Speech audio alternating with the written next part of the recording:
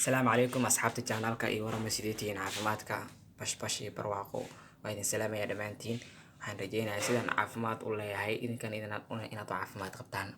fiidiyogan wax kale kuma saabsano kaliya wuxuu ku saabsan yahay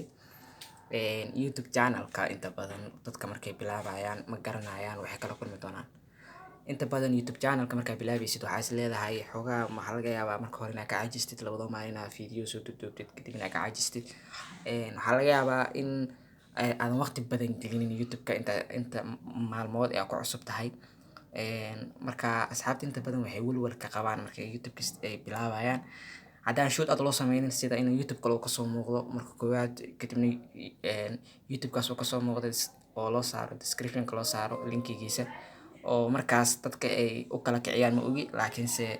qofka hadduu YouTube kaligiis uu ku cusub yahay rabo kaligiis inuu soo caanbixiyo ama kaligiis uu rabo inuu wax la yimaado YouTube-ka wuxuu asiga ku fiican yahay hadday noqoto horumarinta aadanaha oo kale ama hadday noqoto business-ka ama hadday noqoto ganacsiga ama hadday noqoto waxyaabaha trading-ka insha Allah waxaan rajeynayaa YouTube-ka inaan uga hadlo waxyaabo fara badan oo kala jaan oo ay noqon karaan hal shay kaliya ma noqon karaan waxay noqon karaan waxyaabo dhacdooyin ah waxay noqon karaan waxyaabo personal development ah waxyaabo waxay noqon karaan caadooyin waxaa laga yaabaa nolosha gadaal ku celinayo markaa rabto inaad horumar gaartid waxaa laga yaabaa dhiirigelin oo kale inaan marmar soo geliyo waxaa laga yaabaa trading-ka markaa business-ka inaan ka hadlo insha Allah taala waxaan isku dayayaa wax uun anfac leh inaan soo geliyo YouTube-ka haddaa marka nagu cusub tahay fadlan asxaabta noo kala kacasha subscribe noo saara share dhaha like dhaha kaliya waa maalmihii koowaad ee YouTube-ka